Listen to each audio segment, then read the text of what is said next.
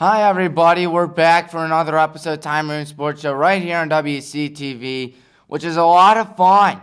Hope you enjoy it because I know I do. It's episode number 217. Of course, there were the Clapper Awards just a mere 2 days ago, and hopefully you enjoyed that. Thank you for voting me for being the best sports and recreation. I can't believe it.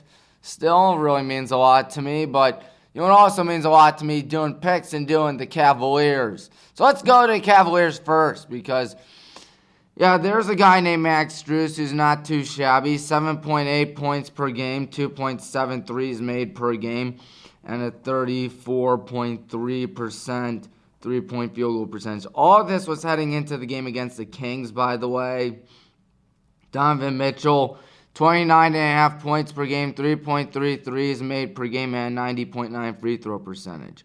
Karis LeVert, 18.8 points per game. Excuse me for 1 second. Sorry about that, but anyways, 33.3 points per game and 4.5 rebounds per game. Darius Garland, 17.4 points per game, 6 field goals made, and 6.2 assists per game. Evan Mobley, 16.1 points per game, 10.1 rebounds per game, and 3 assists per game. So, a lot of Cavs games happened in the meanwhile.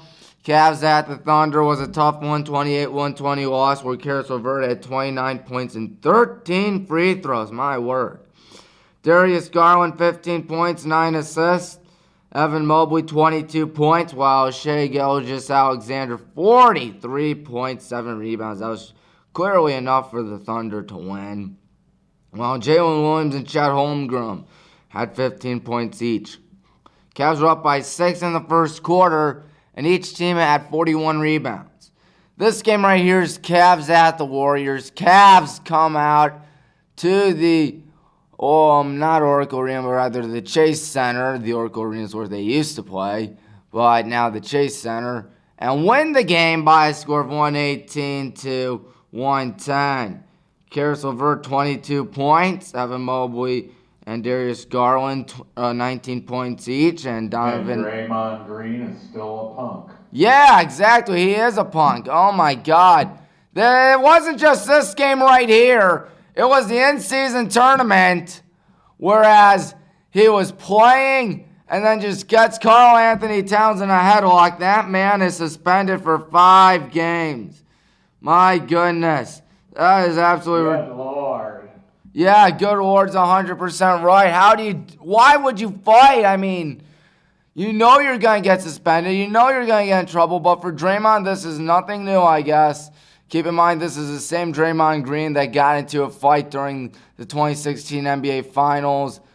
And my goodness, nothing new for Mr. Green, the Michigan State product. But yeah, Steph Curry, 30 points, 4 threes. Klay Thompson, 14 points. Cavs were winning for almost the entire game and had 8 more steals. So there was that. Always good to see the Cavs come out and beat the Warriors. Think this was the first time since Game 7, the famous Game 7 of the 2016 NBA Finals, that the Cavs won at Golden State. Cavs at the Kings. Cavs lose 132-120, where Donovan Mitchell had 22 points. Evan Mobley, 16 points, 12 rebounds. Max Strus drew 5 threes and 19 points, while Domantas Sabonis had 23 points, 9 rebounds, 10 assists, 1 rebound short of a triple-double. De'Aaron Fox, 28 points. Cavs were up by 3 in the first quarter, where the Kings had 4 more threes than the Cavaliers that game. And then last night, Cavs at the Trailblazers ride their low scoring, but have no fear, folks. The Cavs end up winning it 109-95. Donovan Mitchell, 34 points, 6 rebounds. Evan Mobley, 21 points, 12 rebounds. Karis LeVert, 17 points and 8 rebounds. While Jeremy Grant, 17 points, and Duop Reith with 16 points. Of course, keep in mind the Trailblazers are without Damian Lillard because he went to Milwaukee. How is Milwaukee doing this season? I'm pulling up the standings. They are 7-4, which is only 5th in the Eastern Conference. But yeah, Cavs were winning for almost the entire game and had 17 more rebounds than the Trailblazers. Looking at the standings right now, how about the Miami Heat after starting off a rough 1-4? They're on a nice little 6-game winning streak. They are 7-4 on the season. So they've won 6 straight, of course. The Cavaliers, 5-6. That's 10th best in the Eastern Conference. And the Denver Nuggets, trying to defend that title. They are 9-2 on the season, as are the Boston Celtics. As the Celtics try to do something they haven't done in 16 seasons, and that's win an NBA championship. Who knows? We might get a Boston-Denver NBA Finals. That we almost got that last year, of course. The Lakers are 6-6. The Warriors also 6-6. So those two teams are usually running the Western Conference. Haven't been running it right now. But now time for Tommy's picks. Looking at it right now. The high school picks right here. Division 1, Region 1. St. Ed's did St. Ed's things, which was win the football game by a final score of 41-17. Well, Cleveland Heights got a little too greedy. They decided to go for 2 to take the lead late in the game against Medina, and it ultimately resulted in a 21-20 win for the Bees. And Hoban shut out Riverside 21-0, while Walsh Jesuit won 35-14. Avon won 33-23. They took a price, though. They had to lose their starting quarterback due to an injury, Nolan Good, and we hope he's all right here. Even as a Highland fan, I hope he's all right. But speaking of the Hornets, another Friday, another win, and for the first time in 10 years, the Highland Hornets will play for a region championship as we beat Avon, or Anthony Wayne. Hopefully we'll beat Avon tomorrow, 31-10. Massillon Washington took down Lake 35-6, while Green beat Canal Winchester 10-0.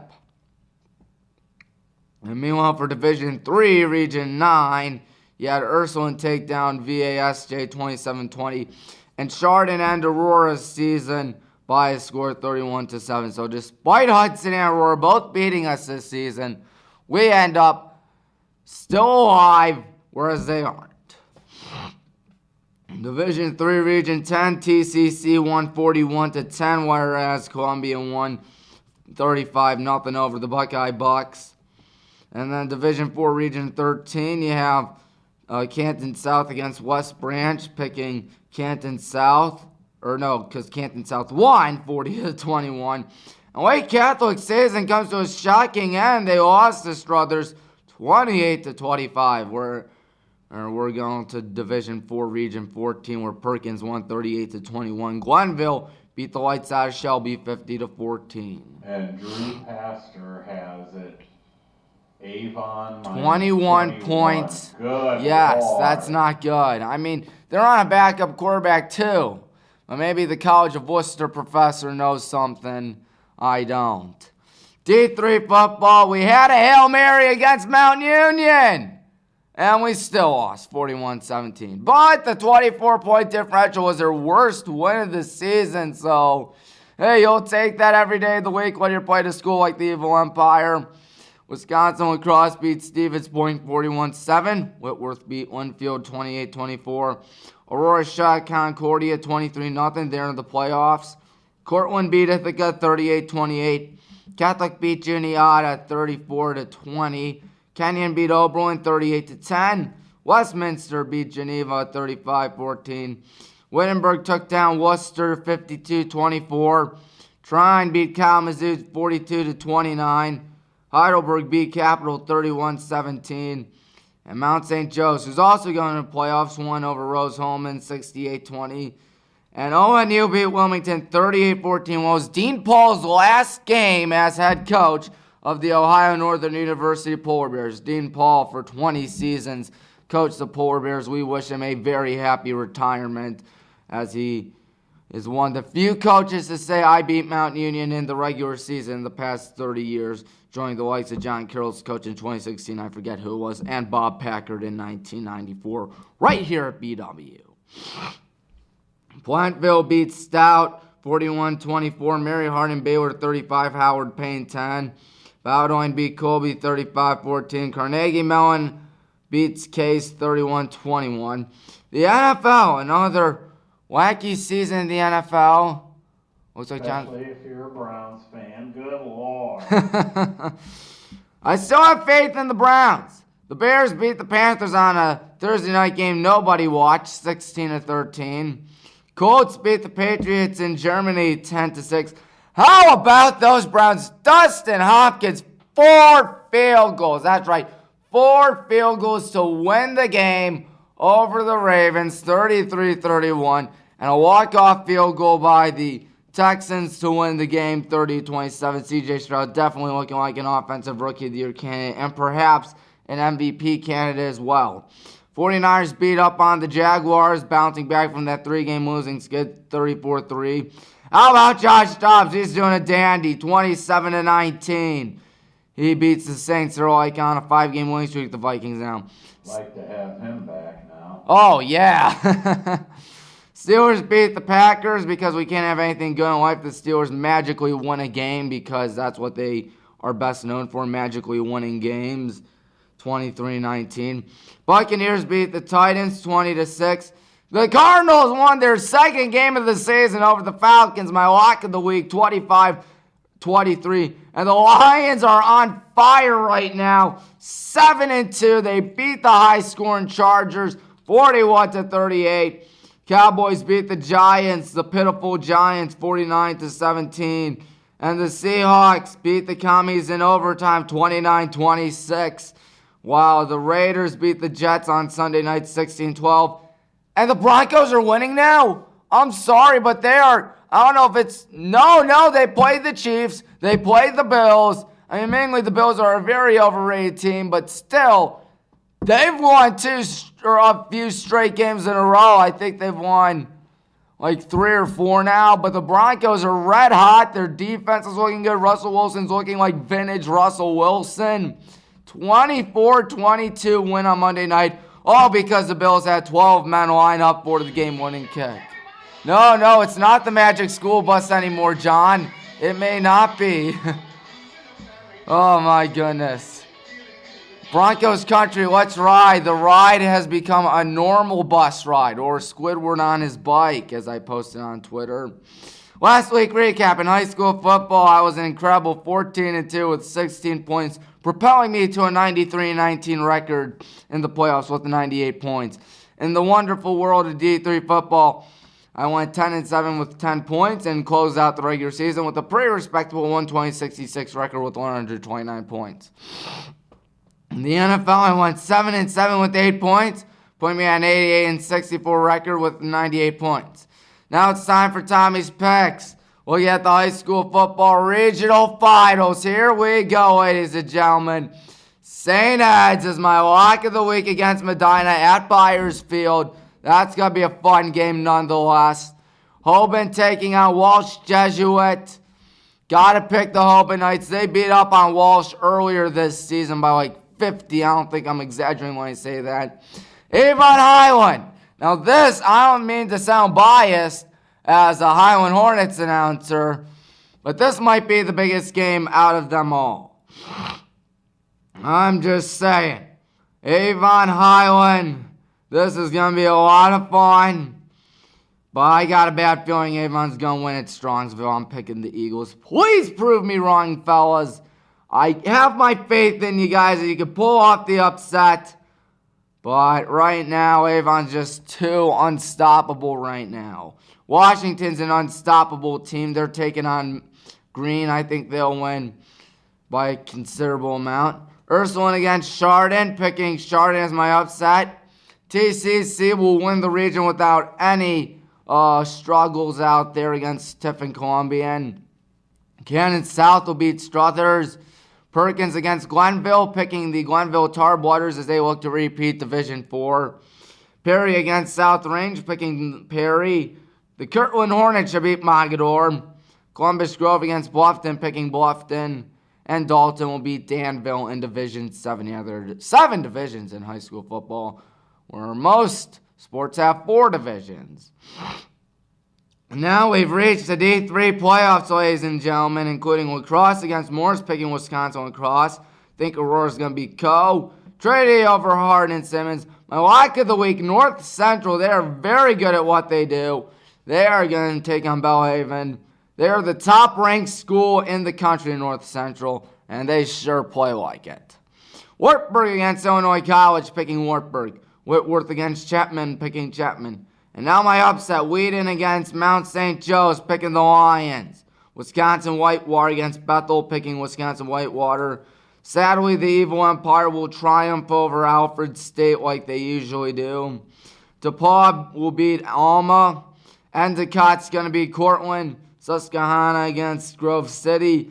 Johns Hopkins against Western Connecticut, picking Johns Hopkins. Delaware Valley against Union. That'll be a good game. I'm picking Union, though. Springfield against Ithaca, picking Ithaca.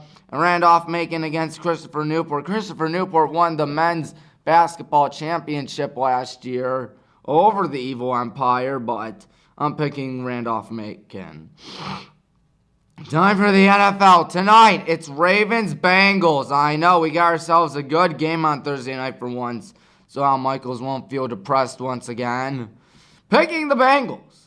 Think the Bengals are going to pull off an upset. They're going to have to bounce back from a tough week, and keep in mind that AFC North is the toughest division of them all. Panthers against the Cowboys, picking the Cowboys. Browns against the Steelers in what should probably be like a 7-3 score. I don't think I'm exaggerating when I say it's probably going to be 7-3 because you got Matt Canada's horrid play calling against Dorian Thompson-Robinson, but DTR did so well in the preseason. I pray to God that this man can return to preseason form again. I'm going with the Browns. Hold my breath on that one, folks. Lions against the Bears, my goodness. Did you ever think you'd say that the Lions were going to destroy their opponent? Well, they're going to destroy their opponent. They're my lock of the week against the Bears. Packers against the Chargers, picking the Chargers. And then the Texans against the Cardinals, picking Houston. Jaguars will beat the Titans. Free Willy will take down the Raiders. Tua and Tyreek are such a lethal combo. Commies against the Giants, picking the Commies.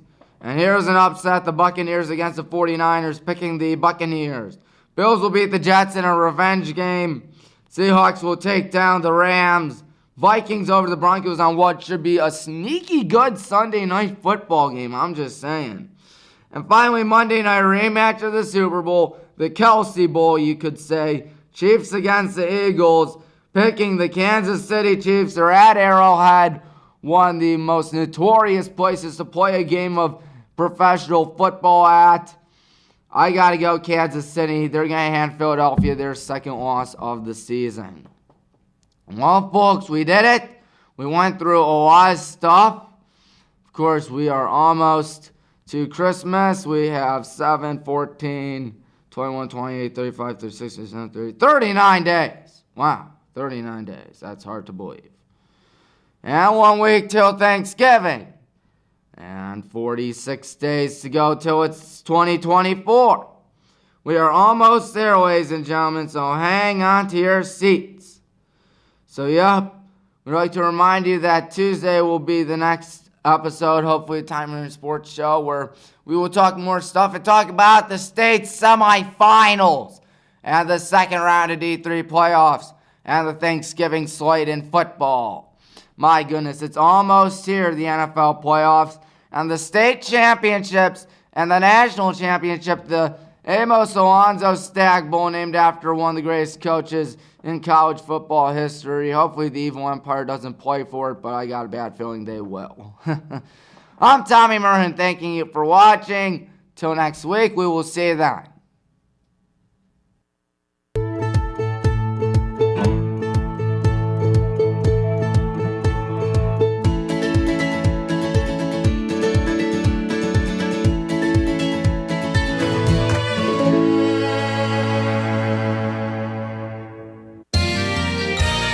You are watching WCTV, Wadsworth Community Television.